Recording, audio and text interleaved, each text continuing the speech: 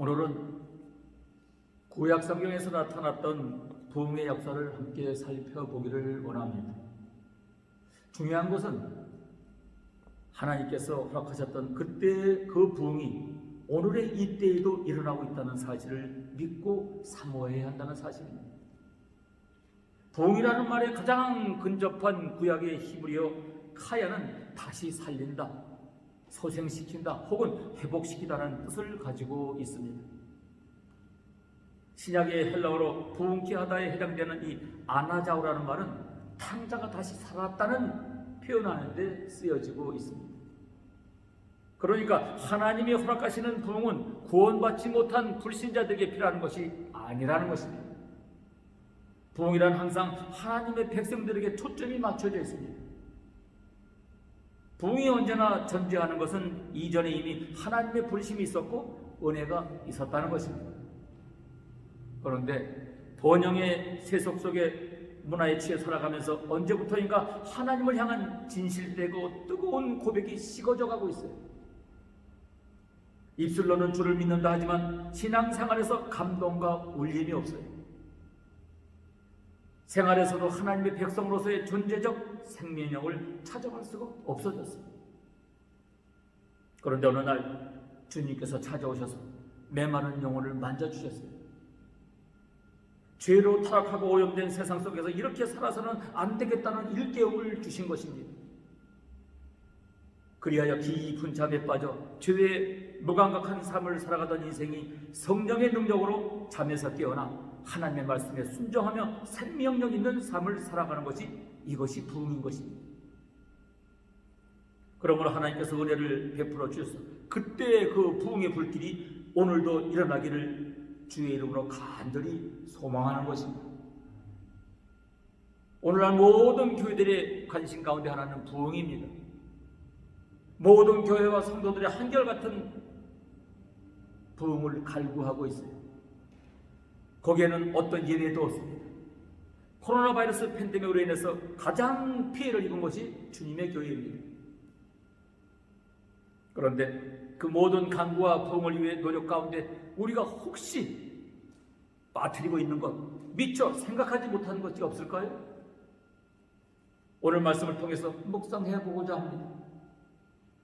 부흥하는 교회의 특징은 말씀에 순종하는 교회, 말씀대로 따르는 교회가 부흥하는 교회라고 할 수 있습니다. 저는 오늘 이 특징을 본문 말씀으로 중심으로 나누고 보자 합니다. 사랑받는 교회, 부흥하는 교회의 첫 번째 특징은 말씀 안에 있다는 것입니다. 오늘 우리가 읽은 본문의 앞쪽인 15장 1절 2절에 보면 다음과 같은 구절이 나옵니다.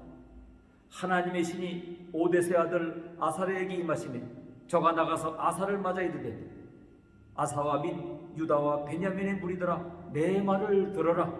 너희가 여호와와 함께하면 여호와께서 너희와 함께 하실지라. 너희가 만일 저를 찾으면 저가 너희의 만난 바 되시리라. 너희가 만일 저를 버리면 저도 너희를 버리시리라. 앞에서 읽은 15장 8절에 보면 아사가 이 말 곧 선지자 오뎃의 예언을 듣고라는 말씀이 나옵니다. 오뎃의 아들 아사랴를 통해서 하나님의 말씀이 유다에게 임했습니다. 이 하나님의 말씀이 유다 종교 개혁의 시발점이 되었습니다. 이 말씀을 듣고 아사왕은 마음을 강하게 하여 유다와 베냐민 온 산지에서 가증한 물건들을 모두 다 제어버리고 여호와의 단을 중수했다고 했습니다. 유다와 베냐민 무리뿐만 아니라 에브라임과 므낫세와 시몬 족속의 사람들이 유다로 몰려오기 시작했습니다. 이 모든 개혁과 부흥의 시발점은 말씀이 선포되는 데 있었다는 것입니다. 다른 것, 인간이 생각할 수 있는 합리적이고 좋은 방법이 아니라 말씀이 과감없이 진실하게 선포되는 그것이 바로 부흥하는 교회의 출발점이라는 것입니다. 말씀은 언제든지 하나님의 사랑받는 교회, 부흥하는 교회의 첫 번째 가는 특징인 것입니다. 초대교회에서 성령의 임재하심을 경험한 이후에 가장 먼저 이루어진 것이 제자들이 사람들에게서 방언으로 말하는 것이었습니다. 그때 이들이 무엇을 말했습니까? 성령의 임재하심을 경험한 제자들이 가장 먼저 했던 이 말들은 사도행전 2장 11절에 보면 하나님의 큰 일이라고 했습니다. 하나님의 큰 일. 그 하나님의 큰 일이 바로 이어서 나오는 베드로의 설교로 비춰보건대 바로 예수 그리스도의 죽으심과 부활과 성천하심에 대한 것들이었습니다. 사실 이들이 마가 요한의 다락방에서 모여 기도한 것도 예루살렘을 떠나지 말고 성령의 임재하심을 기다린 예수님의 말씀에 의했던 것입니다. 최초 교회의 핵심은 바로 말씀이었습니다. 바울이나 베드로는 여러 가지 이적들을 행한 사람들이었습니다. 바울을 통해서 귀신이 물러가고 옥문이 열리는 이적이 나타났어요. 그런데 바울은 이러한 이적을 행하는데 별로 관심이 없었어요. 이적만 행하면 훨씬 쉽게 사역을 할 수 있고 인정을 받을 수 있을텐데도 그는 이 쉬운 일보다도 어렵고 힘든 말씀을 선포하는 일에 열정이 있습니다. 이적에 초점을 맞추지 않았습니다. 왜 그랬을까요? 그것은 교회의 가장 핵심되는 것이 바로 진리의 말씀을 선포하는 것이기 때문입니다. 1907년 일어난 평양의 대부흥의 시발점도 말씀이었습니다. 1903년 8월 30일 원산지역 선교사들과 성도들이 하디 선교사를 주 감사로 모시고 성경 공부 기도회 대기도회를 통해서 평양 대부흥의 운동이 일어났습니다. 다른 것이 아니에요. 성경 공부, 성경 사경에 복음운동, 부흥운동이 시발점이었던 것입니다. 오직 하나님의 말씀만이 모든 것의 진정한 출발점이었습니다. 그런가 하면 3000년 전에 유다 아사왕 때에도 그리고 2000년 전 초대교회 때에도 100여 년 전 평양의 대붕해 운동 때에도 말씀이 중심이 되어 출발점이었던 것이죠. 여러분 속에 사랑받는 교회, 사랑받는 공동체, 사랑받는 가족들이 되고 싶은 소망이 있으십니까? 진정한 부흥을 원하고 계시나요? 그렇다면 말씀 앞으로 돌아와야 돼요. 말씀 앞으로. 말씀에 귀를 기울이고 들어야 합니다. 정직하게 말씀이 선포되어지고 그것을 간절하게 듣는 마음들이 있어야 한단 말입니다. 우리 교회가 이런 은혜가 있기를 간절히 소망합니다. 부흥하는 교회의 두 번째 특징은 그렇게 선포된 말씀에 순종하는 것이 있습니다.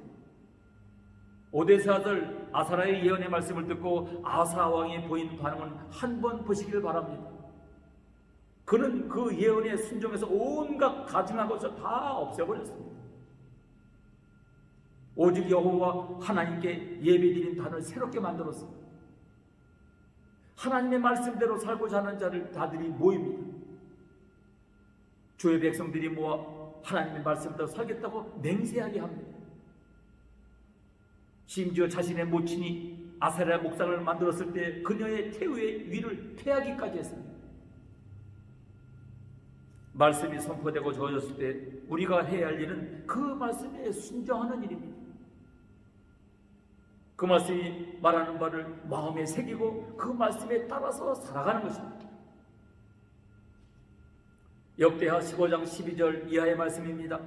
또 마음을 다하고 성품을 다하여 열조 하나님 여호와를 찾기에 언약하고 무릇 이스라엘 하나님 여호와를 찾지 아니하는 자는 대소 남녀를 물어나고 죽이는 것이 마땅하다 하고 무리가 큰 소리로 부르며 피리와 나팔을 불어 여호와께 맹세하며 온 유다가 이 맹세를 기뻐한지라. 무리가 마음을 다하여 맹세하고 뜻을 다하여 여호와를 찾았으므로 여호와께서도 저희의 만난 바가 되시고 그 사방에 평안을 주셨더라. 아멘. 그 사방에 평안을 주셨더라. 사도행전 2장에 베드로의 설교를 보세요. 그 베드로의 설교를 듣고 사람들이 보인 반응이 무엇이었습니까? 그것은 우리가 어찌할꼬였어요. 어찌할꼬. 그들은 불과 50일 전에 예수님을 십자가에 못 박으라고 외쳤던 자들이었습니다. 그런데 그들마저도 하나님의 말씀이 선포되었을 때 형제여 그러면 우리가 어찌할꼬라고 부르짖었습니다. 가이사랴의 백부장 고넬료는 베드로를 통해 기독교를 개종한 최초의 이방인 세례자입니다. 고넬료는 식민지 백성들에게 도움을 주고 좋은 일을 많이 했어요.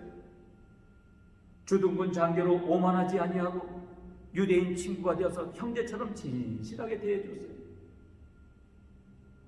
오늘날 하나님의 말씀을 믿는다고 고백하고 그리스도인이라고 고백하는 저와 여러분은 어떻게 해야 하겠습니까? 그것은 당연히 주의 말씀에 순종하는 일이 있습니다. 이제 그 선포된 하나님의 말씀이 무엇인지를 주목해 보고자 합니다. 그것은 여호와를 찾으라는 것입니다. 오늘 본문 15절 2절 말씀을 다시 봅니다. 여호와와 함께하면 여호와께서 너희와 함께할지라. 너희가 만일 저를 찾으면 저가 너희와 만난 바 되시려니와 너희가 만일 저를 버리면 저도 너희를 버리시리라 라고 말씀하고 있습니다. 오늘 우리가 읽은 본문의 선지자에서 선포된 말씀은 너희가 여호와를 찾으면 그를 만나게 될 것이라는 것이죠.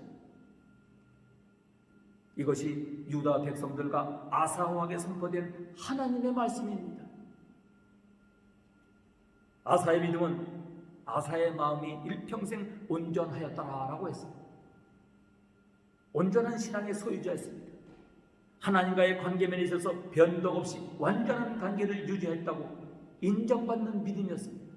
하나님부터 인정받는 믿음. 이러한 하나님과의 관계를 우리들도 가지도록 하기 위해서 하나님이 우리를 구속하여 지금까지 존재시켜준 목적인 것입니다. 그러므로 아사왕과 유다 백성들이 선지자를 통해 선포된 말씀에 순종한다는 것은 바로 하나님을 찾는 것입니다. 출애굽기 33장 7절에 여호와를 앙마하라는 말로 번역되어 있습니다. 그런가 하면 신명기 4장 29절에는 여호와께 구한다라는 말로 번역되어 있어요. 시편 24편 6절에는 하나님의 얼굴을 구한다는 말로, 시편 9장 11절에는 주를 찾는다는 말로 표현되고 있습니다. 앙모한다, 구한다, 하나님의 얼굴을 구한다, 주를 찾는다. 이 히브리어 단어와 동일한 헬라어의 단어는 신약에서도 찾는다, 구한다라는 의미로 사용되고 있습니다. 이 찾는다는 단어가 하나님과 연관되어 사용될 때 그 의미는 예비를 통해서 기도 가운데 하나님을 간절히 구한다는 것입니다. 모든 마음을 다하여 전심으로 하나님을 찾는 것입니다. 그리고 이 말씀에 따라서 유다 백성들과 아사왕은 하나님을 간절히 구했습니다. 12장 2절에서 오데세 아들 아사라가 이 예언의 말씀을 받았고 15장 8절에서는 왕 앞에 이 말씀이 선포됐고 9장 9절 15절 이하의 아사왕과 유다 백성들이 이 말씀에 순종했다고 했습니다. 15절에는 온 무리가 마음을 다하여 하나님을 찾기 맹세하고 뜻을 다하여 여호와를 찾았다고 기록하고 있습니다. 이것이 부흥하는 교회의 두 번째 특징입니다. 저는 우리 교회가 이런 교회가 되기를 간절히 소망합니다. 성도들이 하나님 말씀에 순종해서 전심으로 하나님을 찾고 하나님을 예배하는 교회, 하나님께 나오는 교회, 그런 교회가 되기를 간절히 소망합니다. 아름다운 교회의 세 번째 특징은 하나님이 발견되고 만나지고 그 하나님으로 말미암아 참된 안식에 있는 것입니다. 본문 15절에 보면 아주 재미있는 표현이 나오잖아요. 우리말 성경에는 만나주시고 이렇게 되어 있지만 원어 성경, 영어 성경을 보면 하나님께서 우리에게 발견되시고 라고 되어 있습니다. 하나님은 적극적으로 주도적으로 우리의 삶에 개입하시는 분이십니다. 우리가 그분을 발견하는 것이 아니라 오히려 하나님이 적극적으로 우리를 찾아오시고 우리를 발견하시고 만나주십니다. 그런데 이 본문에서 하나님은 그런 적극적인 하나님으로 표현되지 않고 발견되시는 하나님, 만나주시는 하나님, 수동적인 하나님으로 표현되고 있습니다. 왜 역대하를 기록하는 성경저자는 이런 표현을 사용했습니까? 그가 하나님을 잘 몰라서 그렇게 했을까요? 아니요, 그렇지 않습니다. 그는 이 단어 발견되시는 하나님을 통해서 우리가 하나님을 적극적으로 찾고 하나님을 전심으로 예배하고 하나님께 전심으로 기도하는 것이 얼마나 얼마나 중요한지를 보여드리고 싶은 것입니다. 하나님께서 우리가 당신을 찾으시는 것을 얼마나 간절히 기다리고 계시는지를 보여주기 위해서 그는 우리가 그를 전심으로 찾을 때 하나님이 우리에게 발견되신다라고 말씀하고 있는 것입니다.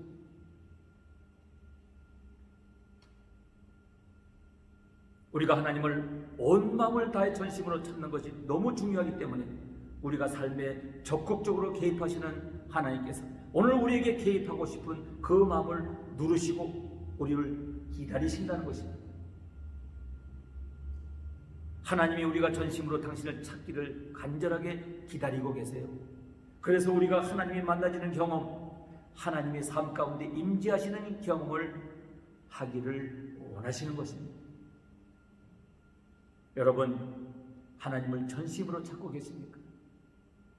큐티를 통해서, 기도를 통해서, 오늘 우리 예배를 통해서 하나님을 전심으로 찾고 계십니까? 그러면 하나님은 여러분 가운데 발견될 것입니다. 우리 가운데 계신 그 하나님을 발견하게 될 것입니다. 만일 우리 가운데 하나님이 발견되지 않는다면, 하나님의 임재하심이 경험되지 않는다면 그것은 우리가 전심으로 하나님을 찾지 않기 때문입니다. 오늘도 간절하게 우리를 기다리시는 그 하나님, 우리가 전심으로 하나님을 찾기를 기다리시는 그 하나님 앞에 나오는 저와 여러분이 되기를 간절히 바랍니다. 그래서 그 하나님이 만나지는 경험을 하는 저와 여러분이 되기를 간절히 소망합니다.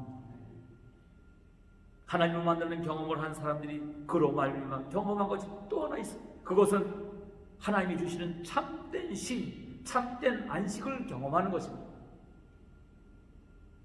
15절 끝부분에 나오는 말씀, 평안이라는 단어의 원래의 의미는 안식과 쉼이라는 단어입니다. 안식과 쉼.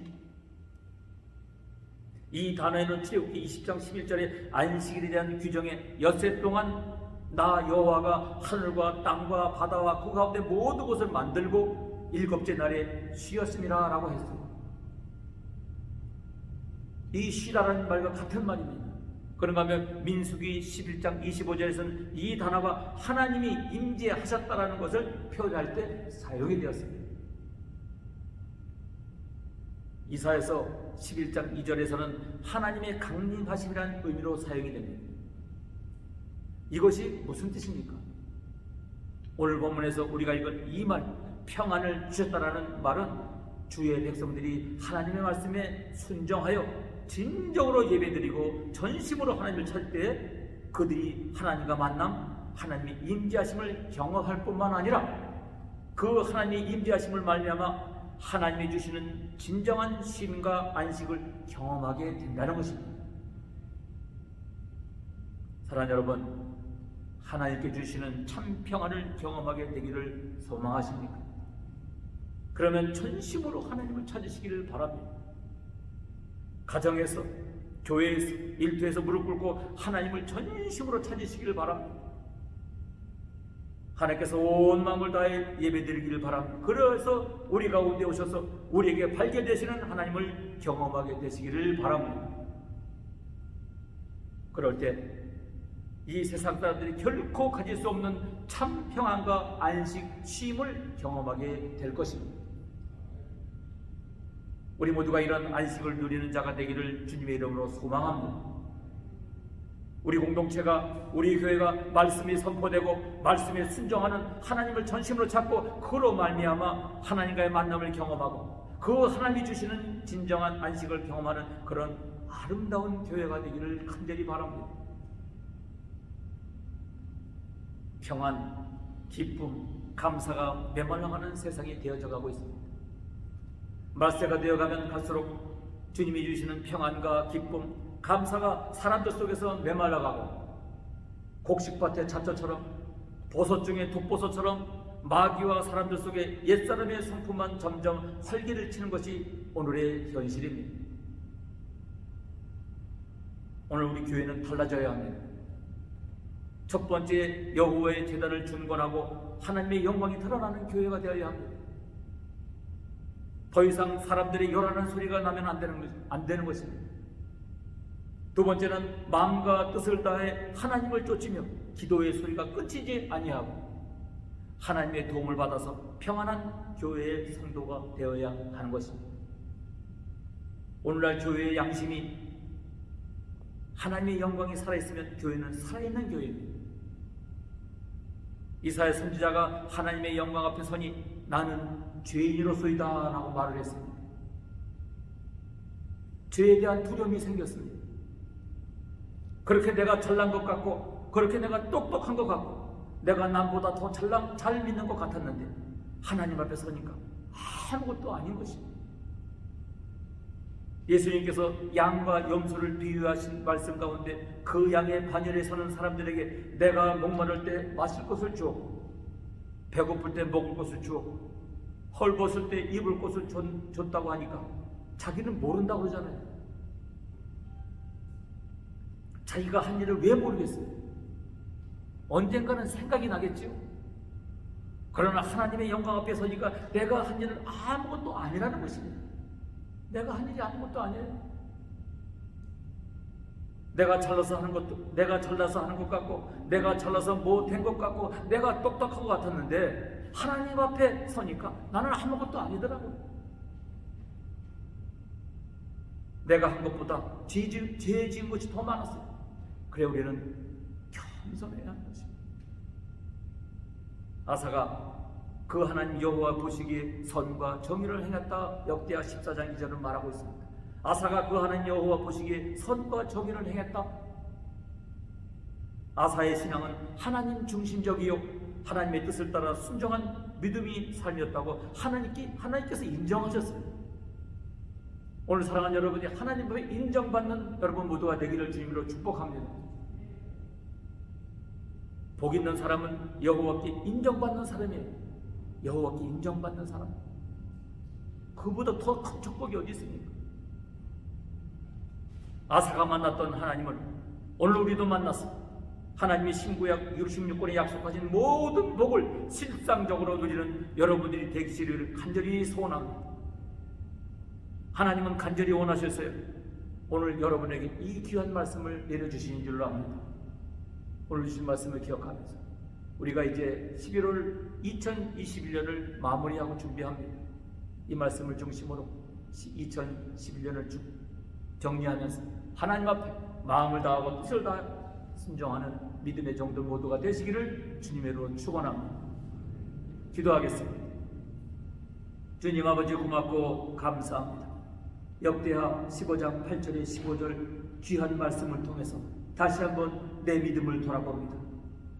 아사의 신앙은 하나님 중심적이었다고 했습니다. 말씀에 순종했다고 했습니다. 하나님, 아사가 가졌던 그 하나님 중심적인 삶, 우리 한 사람 한 사람도 아버지 그 믿음을 가지고 하루하루의 삶을 살아가 아버지 앞에 영광 돌리는 참된 믿음의 모든 종들이 될 수 있도록 축복하여 주옵소서. 감사와 영광과 존귀를 올려드립니다. 예수님 존귀하신 이름 받들어 간절히 기도하옵나이다. 아멘. 아멘. 감사합니다.